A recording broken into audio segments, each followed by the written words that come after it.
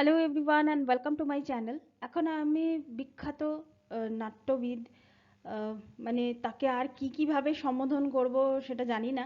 তো যাই হোক, শ্রদ্ধেয় বাদল সরকারের নাটক সলিউশন এক্স, এটা হচ্ছে একটা সায়েন্স রিলেটেড, কিন্তু ঠিক সায়েন্স ফিকশন নয়। এর ভেতরে মানে অনেক রকমের মেসেজ আছে, যেটা মানে বার্তা আছে, যেটা আমাদেরকে নাট্যকার দিতে চেয়েছেন। অনেক রকম, মানে দুটো প্রধান। তো এই গল্পটা একটু একটু করে বলতে থাকি, তাহলে আপনারাও এটাকে রিলেট করতে পারবেন। তো প্রথমে তো দেখুন, একটা নাটকের ক্ষেত্রে স্ক্রিপ্টে যেগুলো থাকে, যে স্টেজ সাজানোর একটা বর্ণনা থাকে, তো সেটা নিয়ে আমি কথা বলছি না। হ্যাঁ, কিন্তু স্টেজের মধ্যে আপনারা এখানে যে যে জিনিসগুলো দেখতে পাচ্ছেন, যে বিভিন্ন রকমের কেমিক্যালস, কিছু সলিউশন। সলিউশন মানে প্রথমে কথাটা আমাদের যেটা মাথায় আসে সেটা হচ্ছে ল্যাবরেটরি। ল্যাবরেটরি মানে হচ্ছে এই কেমিস্ট্রির এক্সপেরিমেন্ট করার সময় যে ধরনের ল্যাবের কথা আমরা দেখি, ওই ধরনের ল্যাবরেটরি। তো এখানে বৈজ্ঞানিকের নাম হচ্ছে শম্ভুনাথ, এবং তিনি একটা সলিউশন মানে তিনি আবিষ্কার করেছেন।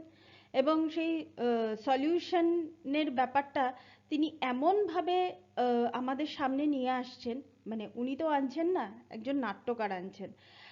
তো তিনি প্রথমে কিন্তু বিভিন্ন রকমের কনভারসেশনের মাধ্যমে সেই সলিউশনের কথাটা আমাদের সামনে নিয়ে আসছেন। প্রথমেই বৈজ্ঞানিক শম্ভুনাথ, আমরা যখন স্টেজটা যখন ওপেন হচ্ছে, আমরা দেখতে পাচ্ছি যে বৈজ্ঞানিক শম্ভুনাথের কাছে আহ, তার কাছে একটা মানে রং নাম্বারে ফোন আসে। তিনি কিন্তু টেন্সড। এবার এমন তিনি টেন্সড, সেখানে তাকে যেভাবে বর্ণনা দেওয়া হয়েছে যে তার কারোর জন্মদিনে নেমন্তন্ন বাড়িতে যাওয়ার কথা, তিনি পাঞ্জাবি পরেছেন, পাঞ্জাবিতে এমন একটা পাঞ্জাবি পরেছেন যে পাঞ্জাবিতে বোতামই নেই, মানে এরকম ভাবেই তিনি টেন্সড। তো এখানে ফিল্টার্ড সলিউশন, একটা সলিউশন আছে, এবং সেই সলিউশনটা আসলে কি, সেই সলিউশনটা মানে রিভিল করার আগে আমি বেশ কিছু চরিত্র সম্পর্কে আপনাদেরকে বলে দিই। এখানে অনিমা, ওনার স্ত্রী; টুটুল, ওনার সন্তান; এছাড়া সোমেন, বিথি, বিভিন্ন রকমের চরিত্র এখানে আছে। এই সোমেন বাবু যে চরিত্রটা, এই চরিত্রটা শম্ভুনাথ, বৈজ্ঞানিক শম্ভুনাথকে তিনি এই সলিউশন করা মানে মানে বানানোর জন্য তিনি হেল্প করেছেন, আমরা এইভাবেই দেখতে পাচ্ছি, মানে ল্যাবে তিনি কাজ করেন। এরপর এই এই ফিল্টার্ড সলিউশন যেটা, সেই সলিউশনটা আবিষ্কারই করা হয়েছে বার্ধক্যকে ঠেকিয়ে রাখার জন্য।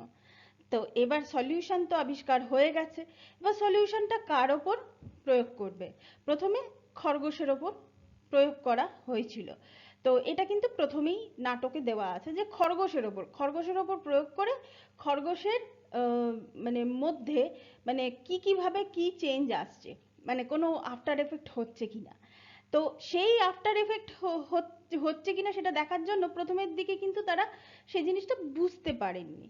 কিন্তু আহ, মানে যেটা এই নাটকের যেটা মেইন পয়েন্ট, বিজ্ঞানী মানে নিজেই এই সলিউশনটা তিনি খেয়ে নিলেন।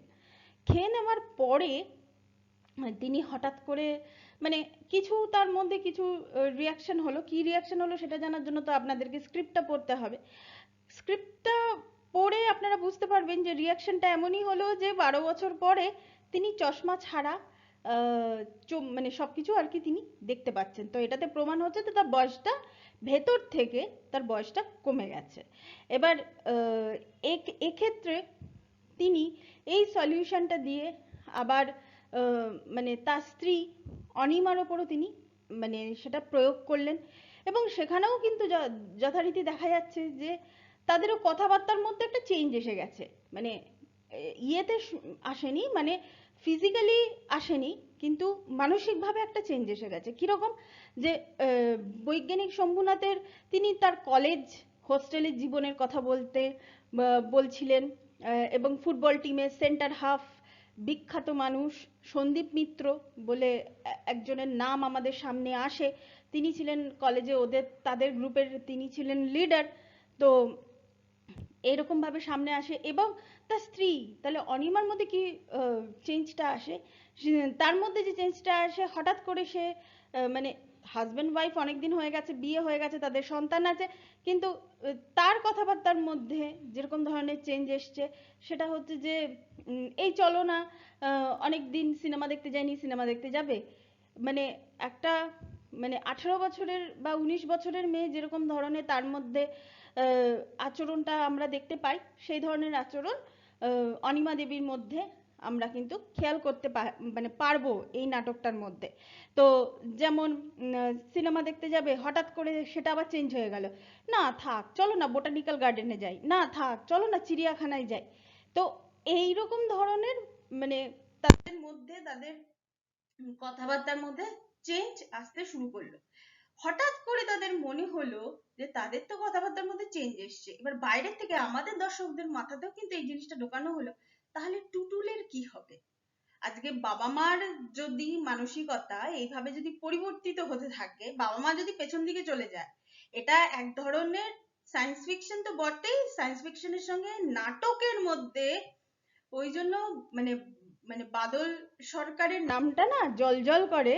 নাটকের মধ্যেও তিনি টাইম ট্রাভেলটাও অল্প করে একটু দেখিয়ে দিলেন, মানে যে ঘটনাগুলো আজ থেকে 10 বছর আগে কিছু ঘটনা হয়তো আমরা মানে হয়তো নিজেরা হয়তো একা বসে হয়তো চিন্তা করি, এরকম ভাবে আমরা হয়তো সামনে আনি না, কিন্তু তারা দুজন স্বামী স্ত্রী তাদের অতীতের কথাটা এইভাবে তারা সামনে আনছে এবং তাদের আচরণের মধ্যেও কিন্তু পরিবর্তন হচ্ছে।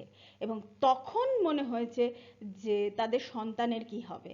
তো এখানে একটা বার্তা আমাদের সামনে, একটা না দুটো বার্তা দেওয়া হয়েছে, যে যখন আমরা মানব কল্যাণ মানে এই সলিউশনটা আবিষ্কার কেন করা হয়েছিল, বার্ধক্যকে ঠেকিয়ে রাখার জন্য।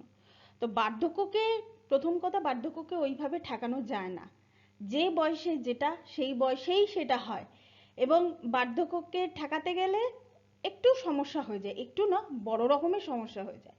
তাই এখানে ওই বার্তাটা দেওয়া আছে যে জনকল্যাণকামী কোনো আবিষ্কারের জন্য দুজন মানুষকে তো বলি হতেই হবে। তো এখানে বলি মানে কিন্তু ফিজিক্যালি যে তারা মারা যাচ্ছে তা না, মেন্টালি যে তারা ট্রান্সফর্ম হচ্ছে সেই জিনিসটা, এবং তার সাইড এফেক্টটা এবং তার আফটার এফেক্টটা যে তাদের সন্তানের ওপর গিয়ে পড়বে, সেই জিনিসটাও কিন্তু এখানে দেখানো হয়েছে। এছাড়াও আরো অনেকগুলো চরিত্র এখানে আছে, আমি সেসব চরিত্রের কথা আমি এখানে আলাদাভাবে আমি বলছি না, কারণ বললে পুরো গল্পটাই বলা হয়ে যাবে। সায়েন্স ফিকশনের ক্ষেত্রে এটা আমি শুধু একটা পোর্শনের কথা বলছি। এবার এই সলিউশনের আফটার এফেক্টের পর আরো কিছু মানুষ আছে যারা এর মধ্যে ইনভলভ আছে, তারা এর দ্বারা কিভাবে মানে আহত হচ্ছে মানে কি মানসিকভাবে, কিন্তু এখানে কিন্তু আপনারা কেউ ভাববেন না যে ফিজিক্যালি কাউকে আঘাত করা হচ্ছে, মানসিকভাবে মানে এইরকম ধরনের। আজকে যেখানে বৈজ্ঞানিক শম্ভুনাথ, যেখানে তিনি নিজের ল্যাব নিজের আবিষ্কার ছাড়া কোনো কথাই বলতেন না, মানে মানে কোনো দিকে তিনি তাকাতেন না। আপনারা ভাবুন না একজন সায়েন্টিস্টের চিন্তা ভাবনাগুলো কিরকম হয়, মানে তাদেরকে আমরা কিভাবে দেখিয়েছি বিভিন্ন রকমের সিনেমাতে বা ওয়েব সিরিজে। তো সেই মানুষটা তার আবিষ্কারকে বন্ধ রেখে তার নিজের শ্যালকের বউয়ের সঙ্গে তিনি ফোনে কথা বলছেন, মানে এরকম সিচুয়েশনও আছে। যেহেতু সলিউশনটা মানে সলিউশন এক্স বলতে যেটা বোঝায়, বা ফিল্টার্ড সলিউশন, তো সেটা যেহেতু উনি সেবন করেছেন বলে, তো পরবর্তীকালে এই সলিউশন এক্স কি মানে সত্যি সত্যি মানে এটাকে কি আটকানো যাবে কি যাবে না, মানে সেটা জানার জন্য আপনাদেরকে নাটকটা কিন্তু পড়তে হবে। এটা অনলাইনে অ্যাভেলেবেল আছে, পিডিএফ পেয়ে যাবেন, গল্পের মতো করে পড়ে নেবেন। হ্যাঁ, নাটকের স্ক্রিপ্ট তো একটু স্টেজের বর্ণনা আছে, কে কখন ঢুকছে কে কখন বেরোচ্ছে ওই সব জিনিসগুলো আছে, পুরো গল্পের মতো তো পাবেন না, কিন্তু এটা আপনারা পড়ে দেখবেন, এটা কিন্তু মানে যথেষ্ট আর কি ভালো। একটা মেসেজ তো আমি বললামই, যে ভালো কোনো জিনিস মানে জনকল্যাণকামী, মানে যেটা আমরা মনে করছি, মানে যে আবিষ্কার করছে সে মনে করছে জনকল্যাণকামী আবিষ্কারের জন্য দুজন মানুষকে বলি হতে হয়। আবার এটাও সত্যি কথা, বার্ধক্যকে তুমি কোনোদিন আটকাতে পারবে না। যখন যে যে বয়সে যে যে জিনিসটা হচ্ছে, আজ 18 বছরের একটা মাধুর্য আছে, 28 বছরের একটা মাধুর্য আছে, 38-এর একটা আছে, 48-এর একটা আছে, আবার 60-এরও একটা মাধুর্য আছে।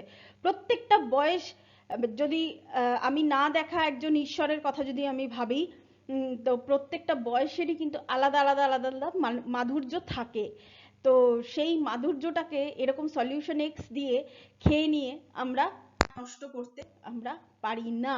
কোনো জিনিস সৃষ্টি হলে সেটা ধ্বংস হবেই। আজকে আমি আছি, আমি যে কোনো সময় যে কোনো দিন আমি ধ্বংস হয়ে যেতে পারি। তো ধ্বংস হয়ে যাওয়া মানে আপনারা বুঝতেই পারছেন, তো ধ্বংস হয়ে যেতে পারে। তো সেই জন্যই এখানে প্রখ্যাত নাট্যবিদ বাদল সরকার এত সুন্দরভাবে, এত সুন্দর স্ক্রিপ্টের মাধ্যমে আমাদের সামনে এই জিনিসটা তুলে ধরেছেন। মানে দ্যাটস অ্যামেজিং, অ্যামেজিং। আমার তো ভীষণই ভালো লেগেছে এই নাটকটা। So thank you so much. এটাই ছিল একটা ছোট্ট আলোচনা। That's all. Please keep watching and please subscribe my channel. Till then, good bye.